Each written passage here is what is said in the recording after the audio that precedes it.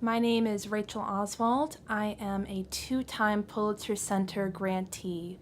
For my most recent trip, I traveled to Seoul, South Korea in February of this year to report on the possibility of South Korea pursuing a nuclear deterrent of its own.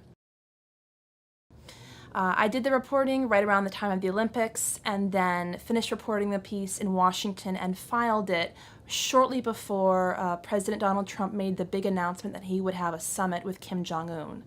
So in all of that time, it's been interesting to see how well my prediction held up.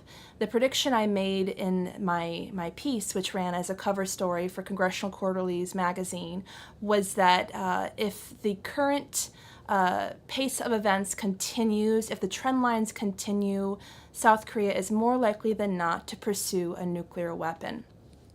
So after that piece ran, there was all this talk of a big détente, of a potential landmark diplomatic breakthrough between both South Korea and North Korea, and also Washington. The potential of a peace treaty to end the Korean War was talked about. So there was a lot of hope, hope that we hadn't seen in many, many years of a breakthrough. But I felt confident then, and I feel confident now, I say unfortunately, that I think my prediction hasn't altered. I do think that a lot of the early hope and optimism that North Korea would be ready to give up its nuclear arsenal has proved naive. I think that as the South Korean government pursues a number of options for having some kind of big rapprochement with North Korea, that there is still the risk of South Korean conservatives who are consigned to the opposition, who are in the wilderness now after a number of corruption scandals, that those conservatives will become more hawkish than they were when they were in power. So when the day comes that conservatives return to power, as I think is likely because South Korea historically has had conservative governments, that South Korean conservatives will want a nuclear weapon. So right now, the United States is consumed with North Korea and to a lesser extent China. But it's really important for the United States to walk and chew gum at the same time.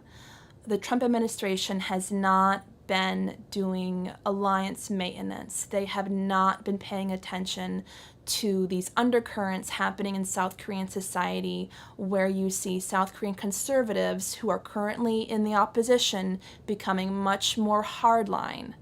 If the United States does not pay attention to these developments, it risks the potential that if and when South Korean conservatives come back to power, they will decide to pursue a nuclear weapon of their own, which the country technologically has the capability to do. Another facet of the reporting was the ramifications of South Korea getting a nuclear weapon that would have on the region, because many people think if South Korea got one, Japan would follow suit, and if Japan followed suit, then Taiwan might want one.